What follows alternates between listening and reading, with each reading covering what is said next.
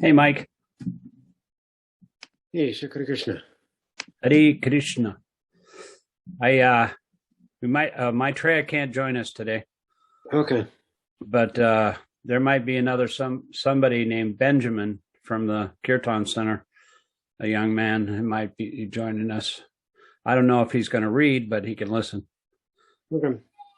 So I'm just going to go ahead and start because no use wasting time. We're on chapter 3, verse 15, I believe. 15. Okay.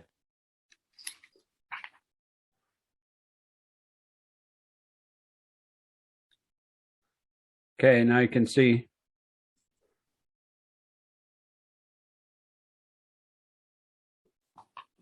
Go ahead and read the text 15. Sure. Oh, wait, here we are. Here's Benjamin.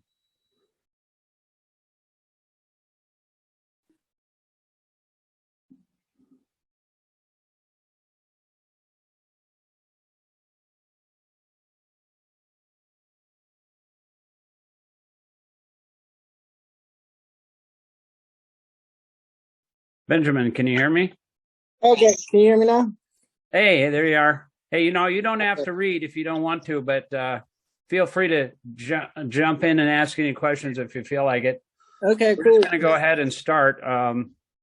Maitreya, our friend from the West Coast, is not going to be able to join us today. Okay. He's been going through some tribulations because they have what they call a pineapple express. It's like all flooding and snow and incredible bad weather. Oh no. Washington State, Northern California, in that area there. Yeah, I've been hearing about a lot of crazy weather going on all over the place right now. Yeah, I'm trying to turn to the page where I'm trying to find chapter 3, right? Oh no, actually, it's on the screen. You can see it on the screen. I can Actually, just do it like that, huh? Okay. Can you look at your screen? It's a text. Oh yeah, I forgot that you can zoom in on that and everything too. Okay. Yeah, you can zoom in on text. I'm screen sharing right now, actually. Oh, perfect. Can you see it? Oh, okay, yeah, I can see it. Yeah. Okay, cool. I wasn't sure what that was at first. I haven't done too many Zoom calls. Yeah, some people have done it, and some people haven't done it throughout the whole thing. But some people, that's the only way they're communicating. But I just texted Nityo. You remember the person I spoke to about going to New Vrindavan? Oh, right. Okay. And he really doesn't know anybody. There is one woman that lives there in New Vrindavan, and her parents might be going there, but he doesn't know them. I mean, if you can find your way somehow or other to New Vrindavan. Yeah, I mean, I have a car. I can drive there. I just wasn't sure how it works. What's that? You can drive there. Okay, I didn't know you had a car. I thought you needed a ride. Sorry, I thought I said that. Yeah, no, I have a car. Oh, cool. Okay, yeah, you can go there. You might be able to go. I mean, I can ask Nityo, but it was I kind of thought it was like an open invitation. It is by invitation only, though. But I don't think he would have a problem if you went to his program. He's got like a Christmas party he does every year for families and guests, and mostly New Vrindavan residents. But they're cooking for like 100 people. Oh wow! Yeah, it's a big party. Cool. He's got a big house. Yeah, I kind of just wanted to hang out and check out the temple too, but the party sounds pretty interesting also. But yeah, I mean, I've just never been there before, so I kind of just wanted to You've never been to New Vrindavan? No, I've never even been there. That's why I just wanted to go. I don't really have a ton of family up here this way anymore, so I was just going to try to go out there and do. Yeah, I don't have a ton of family either. My wife and I are pretty much orphans. Oh, man. So we don't have any Christmas parties anymore. We had a small Christmas party at our house here, and I invited everybody in the Kirtan Center, my particular Kirtan Center, and one person showed up. So I have one friend, at least. So that's good. Yeah, I mean, that's how I thought. My 30th birthday is on Tuesday, and I'm not going to probably do anything. So I'm over it. I don't trust you anymore because since you're 30, I'm not going to trust you. There's a famous saying in the 60s that says, don't trust anyone over 30. Oh, boy. Well, I'm not 30 yet, so you can still trust me for another week. Yeah, trust you for a couple days. All right. Well, we're going to get started here. And Mike, this is Benjamin. And nice to meet you. Hello. Nice to meet you. Yeah, he's a regular. He's done like 25 of these. All the back one, the recorded. I see what Zoom does is it records it on the cloud, and then you can actually upload it. And so what I do is I upload all the Zoom sessions and upload them to YouTube. And I gave you the link to all the YouTube channels, so you can go back and look at whichever ones you want. But anyway, we're just going to start. Go ahead, Mike, and with text 15 here. Text 15. Kama Brahmod Bhavan Viri Ramakshara Samud Bhavan Tasmat Sarva Gatam Brahma Nijam Yajne Pratishtitam. Synonyms: karma, work, Brahma, from the Vedas. Udbhavam, produced, Vidhi, you should know, Brahma, the Vedas. Akshara, from the Supreme Brahman, personality of Godhead. Samudbhavan, directly manifested. Tasmat, therefore. Sarvagatam, all-pervading. Brahma, transcendence. Nityam, eternally. Yajne, in sacrifice. Pratishtitam, situated. Translation: regulated activities are prescribed in the Vedas, and the Vedas are directly manifested from the Supreme Personality of Godhead. Consequently, the all-pervading transcendence is eternally situated in acts of sacrifice. Purport: Yagnartha karma, or the necessity of work for the satisfaction of Krishna only, is more expressly stated in this verse. If we have to work for the satisfaction of the Yaga Purusha Vishnu, then we must find out the direction of work in Brahman, or the transcendental Vedas. The Vedas are therefore codes of working directions. Anything performed without the direction of the Vedas is called vikarma, or unauthorized or sinful work. Therefore, one should always take direction from the Vedas and be saved from the reaction of work. As one has to work in ordinary life by the direction of the state, similarly, one has to work under the direction of the supreme state of the Lord. Such directions in the Vedas are directly manifested from the breathing of the Supreme Personality of Godhead. It is said, Asya Mahato Bhutasya Nivasitam Etad Yajurveda Samaveda Tarvangirisa. The four Vedas, namely the Rig Vedas, Yajurveda, Samaveda, and the Tarva Veda, are all emanations from the breathing of the great personality of Godhead, end quote. Brihad Aranyaka Upanishad 4.5.11. The Lord, being omnipotent, can speak by breathing air. As is confirmed in the Brahma Samhita, the Lord has the omnipotence to perform through each of his senses the actions of all other senses. In other words, the Lord can speak through his breathing, and he can impregnate by his eyes. In fact, it is said that he glanced over material nature and thus fathered all living entities. After creating and impregnating the conditioned souls into the womb of the material nature, he gave directions in the Vedic wisdom as to how such conditioned souls can return home back to Godhead. We should always remember that the conditioned souls in material nature are all eager for material enjoyment. But the Vedic directions are so made that one can satisfy one's perverted desires, then return to Godhead having finished his so-called enjoyment. It is a chance for the conditioned souls to attain liberation. Therefore, the conditioned souls must try to follow the process of yoga by becoming Krishna conscious. Even those who have not followed the Vedic injunctions may adopt the principles of Krishna consciousness, and that will take place by the performance of Vedic yagas or karmas. Yaga means sacrifice, by the way, Benjamin. It's just a way of everything you do should be offered to Krishna. That's sacrifice. Okay. So yeah. Let me read text 16 here, and then Mike can read the purport. We're just going to take turns. Evam pravartitam chakram nanu vartayatitahya agaya indriyaramo mogham partha sajivati. Synonyms: Evam, thus, parvititam, established by the Vedas, chakram cycle, does not anuvartayati, adopt, iha, in this life, ya, one who, agarayu, whose life is full of sins, indriya arma, satisfied in sense gratification, mogam, uselessly, Partho, son of Prita Arjuna, saw he, Jivati, lives. Translation. My dear Arjuna, one who does not follow in human life the cycle of sacrifice thus established by the Vedas certainly leaves a life full of sin. Living only for the satisfaction of the senses, such a person lives in vain. Go ahead, Mike. Purport. The Mamonist philosophy of work very hard and enjoy sense gratification is condemned herein by the Lord. Therefore, for those who want to enjoy this material world, the above-mentioned cycle of performing yajnas is absolutely necessary.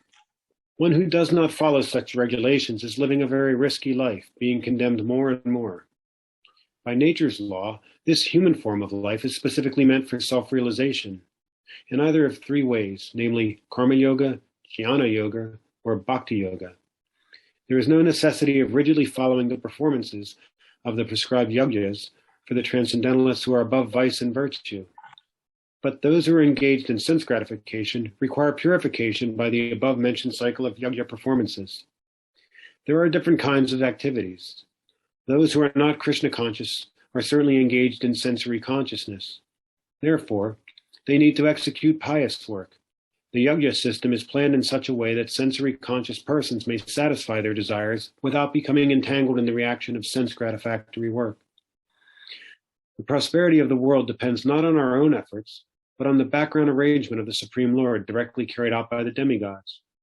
Therefore, the yajnas are directly aimed at the particular demigods mentioned in the Vedas. Indirectly, it is the practice of Krishna consciousness, because when one masters the performance of yajnas, one is sure to become Krishna conscious. But if by performing yajnas one does not become Krishna conscious, such principles are counted only as moral codes. One should not therefore limit his progress only to the point of moral codes, but should transcend them to attain Krishna consciousness. See, the point is that Krishna is the center of all activities.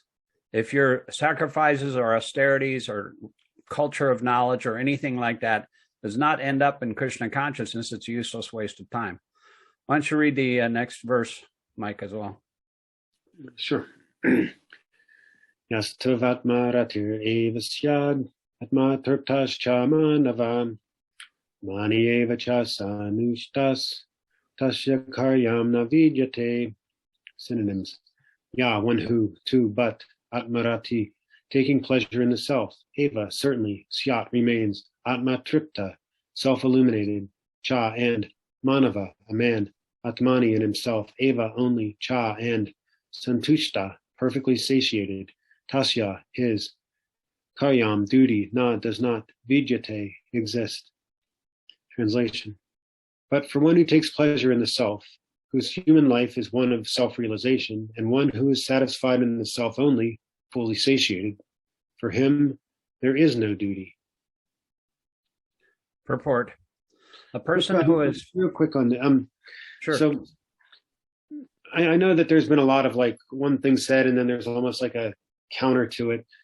But so much of the argument that Krishna has been presenting to Arjuna here has been like, follow your duty, do your duty, this is your duty, do this because of your duty. And yet, you know, here it's almost seeming to kind of contradict that by saying like, you know, if you are self-satiated, self-realized, you actually don't have to follow those duties. Yeah, it's true, because, you know, one who is engaged in material activities has to perform sacrifice to purify himself to come to the point of self-realization. So one who is self-satisfied, one who is fully joyful in his Krishna consciousness and is fully surrendered to the Lord 100% and is totally absorbed in Krishna, he doesn't have a duty anymore. Just like Krishna himself says, I have no work to be done. It's like that, you know, like there was one, I think, rap guy. There was this clip from a video, or maybe it was a movie, but it was like, I think Ice Cube, and his friend was trying to get him to smoke pot, you know, and he's told him, look, it's Friday. You ain't got no job. You ain't got shit to do. And Krishna's like that. He doesn't have anything to do. But if he didn't do anything, the whole world would be put into ruination, because everybody would follow in his footsteps. Krishna doesn't have a duty because he is self-sufficient. And similarly, a person who is a self-realized soul, because he's surrendered to Krishna, he doesn't have to do anything but satisfy Krishna. He's no longer working for his own sense gratification. When you work for Krishna, when you satisfy his senses instead of your own, then you don't have to do anything. You're just totally free from any kind of obligation. That's the difference. So is Krishna using a lot of these arguments about duty simply because Arjuna is currently bewildered right now and isn't? Yeah, really... I mean, he's saying, like, in the mode of goodness, if you perform karma yoga, you do something out of duty. That's the mode of goodness. And so Krishna is trying to bring Arjuna to the mode of goodness by putting forward these arguments about duty. That therefore, when he does something out of duty, as he's supposed to, in the mode of, he's a warrior. His natural position in the varnashram system is to serve Krishna in his particular caste, which is, as a warrior, he's supposed to do his duty. So if he does that for the satisfaction of Krishna, see, everything sacrifice, what he's talking about in this chapter is a sacrifice.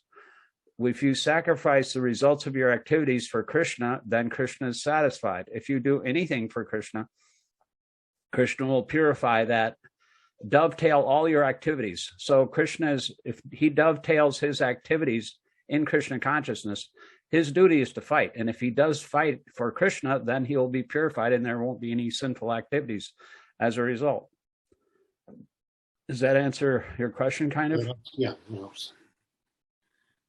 Okay, so a person who is fully Krishna conscious and is fully satisfied by his acts of Krishna in Krishna consciousness no longer has any duty to perform. Due to his being Krishna conscious, all impiety is immediately cleansed. An effect of many, many thousands of yoga performances. By such clearing of consciousness, one becomes fully confident of his eternal position in relationship with the Supreme. His duty thus becomes self-illuminated by the grace of the Lord, and therefore he no longer has any obligations to the Vedic injunctions. Such a Krishna conscious person is no longer interested in material activities and no longer takes pleasure in material arrangements like wine, women, and similar infatuations. So as long as you're intoxicated and infatuated with sense gratification, you have to perform under a regulated system. You have to follow the Vedic injunctions.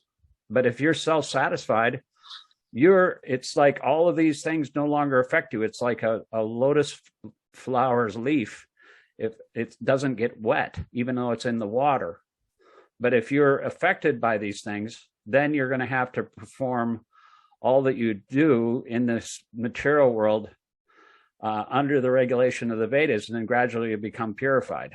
That's the difference between a Krishna conscious person who is completely transcendental to the modes, just like the Lord himself is transcendental, and one who is working in the material world. There are two different kinds of living entities. There's the kind of living entity that's eternally conditioned, and he's suffering the reactions of the material modes. He's entangled in wine, women, and similar infatuations, and thus he's always suffering in some kind of hellish condition, because he's afflicted by the miseries of the body and mind, the miseries of other living entities, and the miseries of higher powers, like the earthquakes and, fires and, everything that goes on in the material world. But Krishna conscious person is no longer affected by such things, not literally, but at least, his soul he can even be in hell and he doesn't even care, because as long as he's serving Krishna, he's perfectly happy. It's like a wheat thresher. A wheat thresher threshes wheat, whether it's in hell or whether it's on the earth. Doesn't matter. It does the same thing.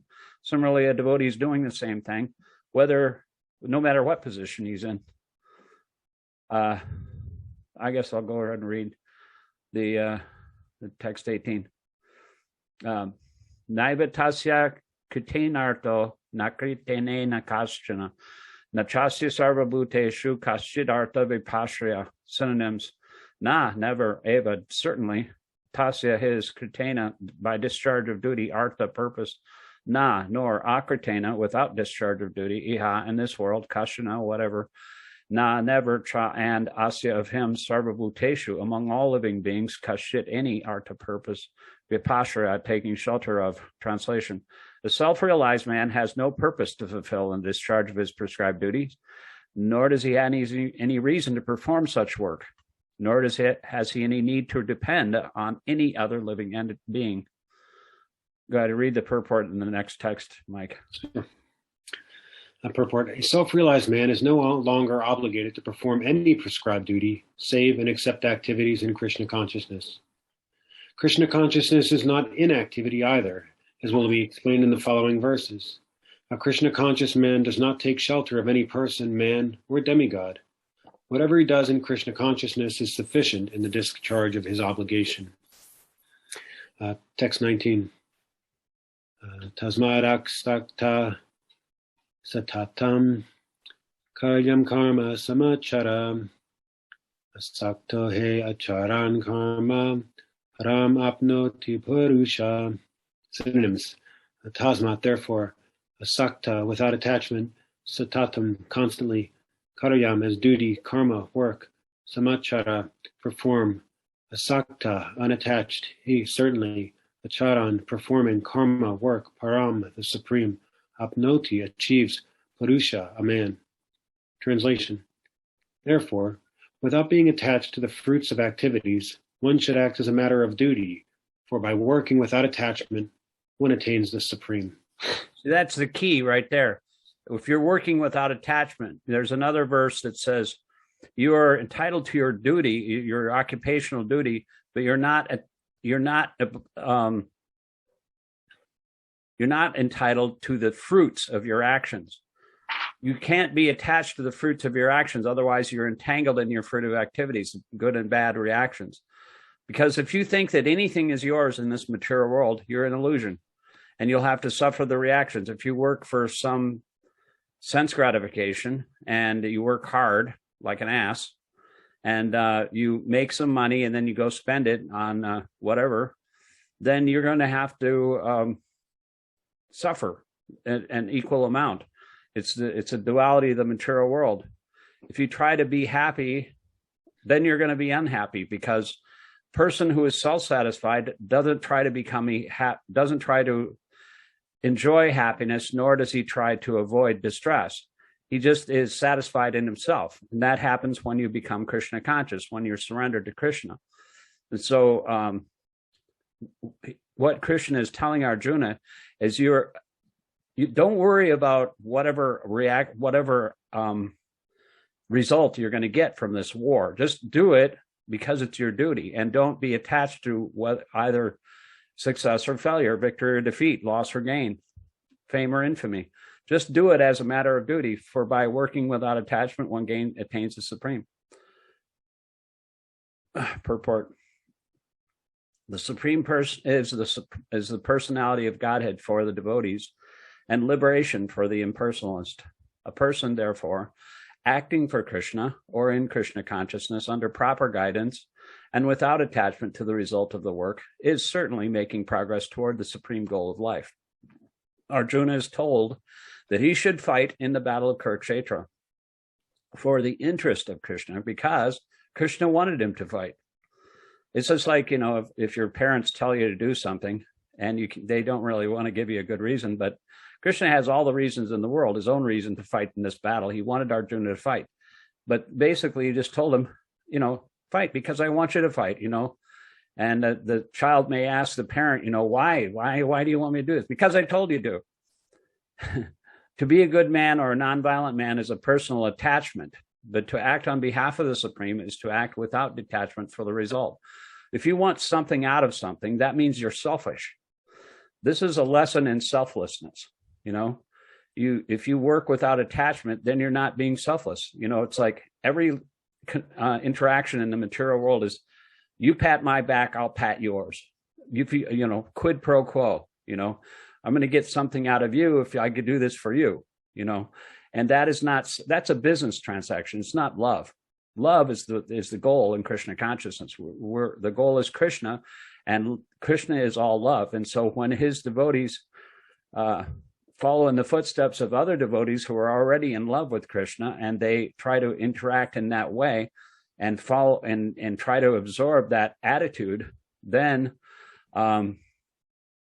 you can actually become purified in that way, and without attachment, just perform your devotional service for Krishna's satisfaction instead of our own satisfaction. That's the difference that Prabhupada always said about, the pure message of Bhagavad-gītā is that he is performing, where the Bhagavad-gītā is asking, instead of performing actions for our own sense gratification, we want to work for Krishna's satisfaction, or work for his sense gratification.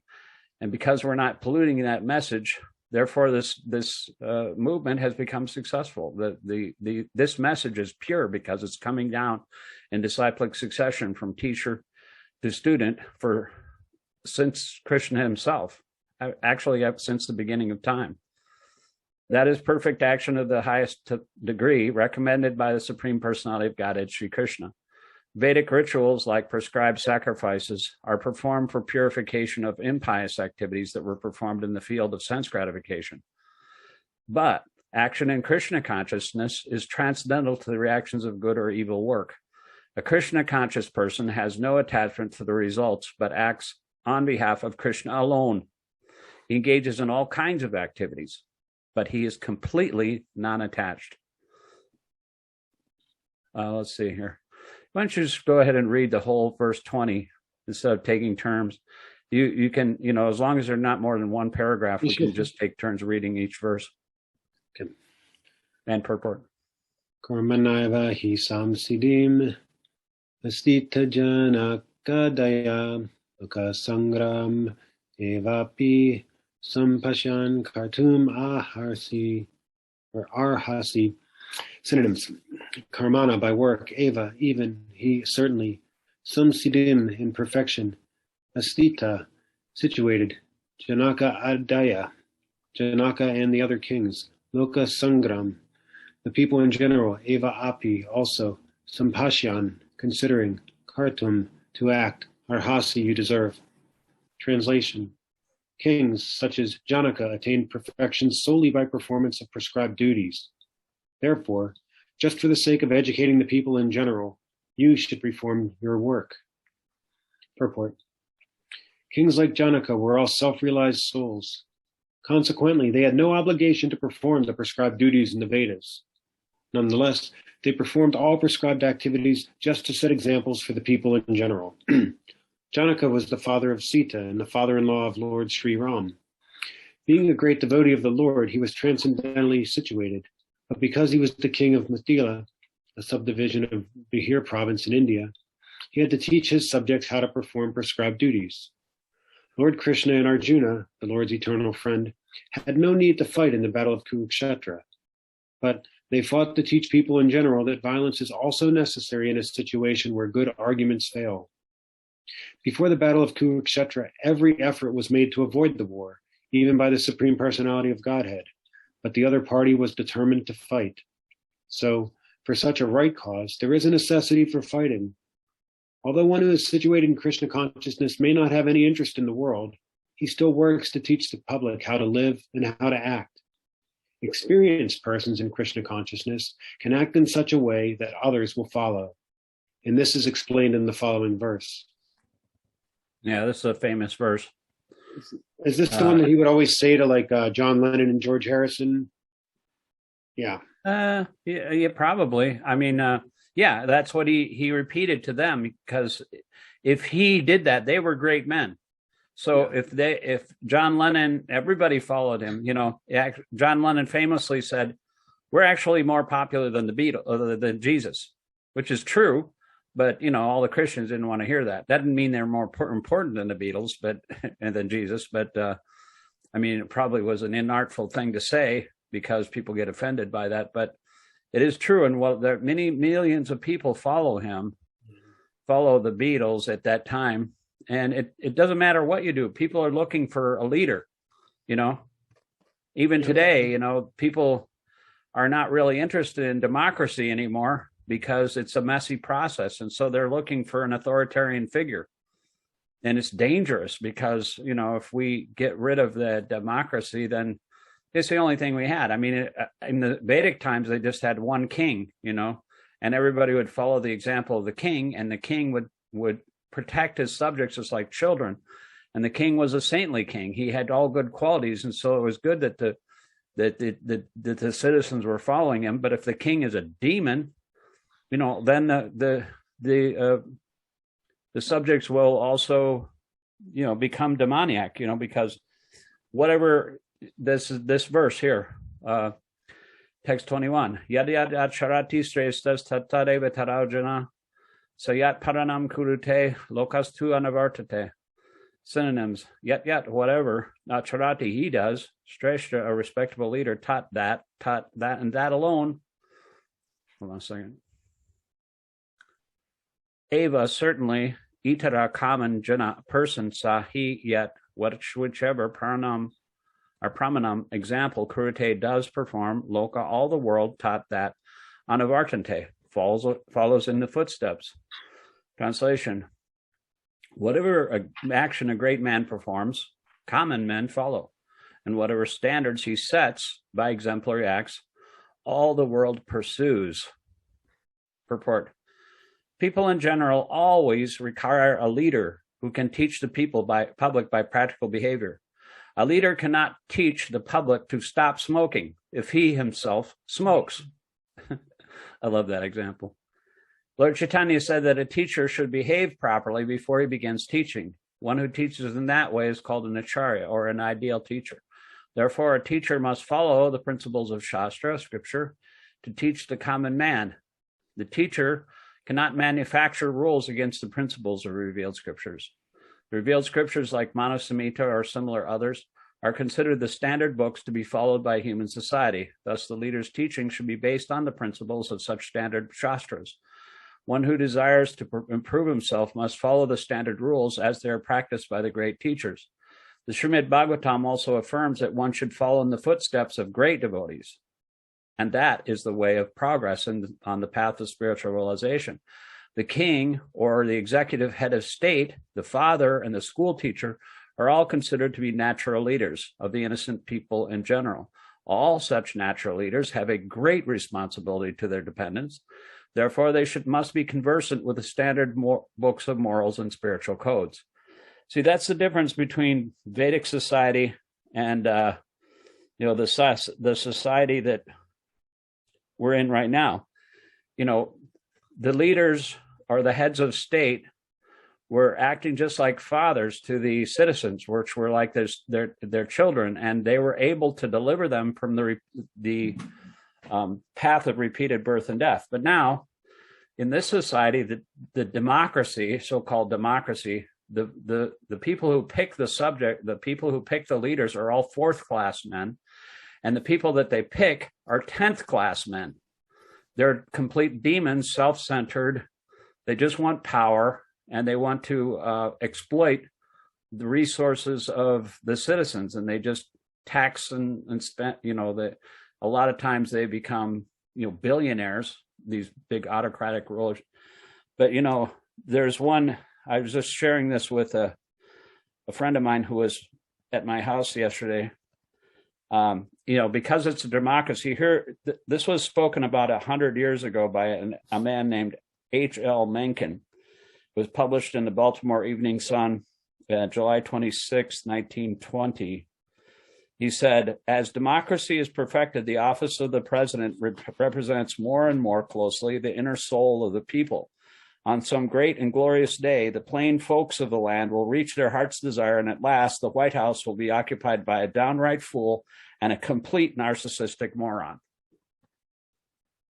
So that's the result of, the people are picking these leaders, and if the people aren't saintly themselves, then they'll pick a person who they desire, and they can't blame the leader if the leader is not fulfilling all their wishes for their own sense gratification. So basically, it's a chaotic situation because there's no rudder in society. It's like a ship without a captain. It's like a rudderless ship or a ship without sails. It's just floating on the ocean of the material nature. And where is it going to end up? It's going to end up on the rocks, because there's no leadership. There's no moral guidance. There's no pole star, And the great devotees are the ones that we have to follow. The saintly kings and the saints and sages and the scriptures. There's a saying in the Vedas. It says, the spiritual master is like a captain of the ship. The body is like the boat, and the favorable winds of the Vedas, they're like the winds that impel the ship across the ocean of material existence. And without such a situation, the human body is the boat which can get us across this great ocean. And if we don't take advantage of that, then we're going to end up in a situation where we're going to have to take birth again. Going across the ocean of material existence means getting liberated from the repeated birth and death and disease and old age and all the concomitant miseries of this material world. So if we make up our minds to actually take advantage of all the facilities afforded in this human life, then we can cross the ocean of material existence. Otherwise, we're just going to end up on the rocks like everybody else, and we'll have to take birth, maybe even not in a human form. And we'll have to go through the evolutionary cycle of, gradual evolutionary process. It's not an evolution of the body, it's an evolution of the soul. And then once you come to the human form again, then you can actually get out of the cycle of birth and death. Benjamin, are you following all this? Yes, yeah, I am. This is really great. I'm totally here listening. I have a question though. Do you have like a choice, like once you die, like does it like to go like to be a human again or something, or like? Well, we're always making decisions at every moment in our life, and whatever decision we make, whatever you do in this life is all recorded, and it's part of our karma. We don't really have a decision to take birth in this world. We're impelled to take a body. There's 8,400,000 species of life in this material world. And according to your activities in the last life, you get a body which is suitable to fulfill those desires in your next life. And so if you want to get free from this cycle of birth and death, which is called the cycle of samsara, birth, death, old age, and disease, if you want to get out of this cycle, then you have to surrender to Krishna. If you surrender to Krishna, then you don't have a material body anymore. You go back to the spiritual world where you can live and love eternally with Krishna in the spiritual sky and not have a material body that grows old and diseased and dies. In the spiritual world is another nature which is not affected by the time. There's no past, present, or future in the spiritual world because nothing deteriorates. And we can have the same relationships we have in this material world, just like father and mother. Krishna has his mother and father and all his friends and everything, but he is the center of existence. And even though people may not be aware that he's God, even in the spiritual world, still that sweet relationship is there. And the goal of life, here's the way you can pick. You can choose two things. You can either choose to serve Krishna, the spiritual energy, or you can choose to serve the material energy, which is your own senses and your own selfish desires. So if you choose to serve Krishna and surrender to Krishna, as these rules and regulations are given by the scriptures, then you can gradually make progress and purify yourself to the point where you're eligible when you get rid of this material body, you can graduate to a spiritual body and live eternally in the spiritual world. The devotee really doesn't care where he lives, though. He's doing the same thing even in the material world. He's serving Krishna, so it really doesn't matter. But the goal is to engage in the loving service of Krishna. That's the goal. And as long as you're doing that, the devotee doesn't even care. But actually, liberation is not even very significant to him. He doesn't care whether or not. I have a question. So once you do leave this material world in the right way, and like you do everything right to go to the spiritual planets, like do you live out lifetimes in these spiritual worlds and then keep working up higher to like the supreme? Yes, actually, that's a very good sometimes, if you don't complete your progress in this lifetime, you may take birth in a planet where, like, Krishna is having his pastimes. Somewhere in the universe, Krishna is always having his pastimes. It doesn't matter what day or time it is. He's eternally having his pastimes. So you may be promoted to a planet where you can actually practice to become perfect and then get liberated to the spiritual world. But, whatever you do, it's like an eternal bank account. If you perform even like a certain percentage of your activities and then fall down again, you may take birth in, like Krishna says, you may take birth in a rich family where you don't have to work so hard, you can spend more time on spiritual things, or you may take birth in a Brahmana family, like in a pious family, and that's a natural situation where you can also think of Krishna. So whatever you do is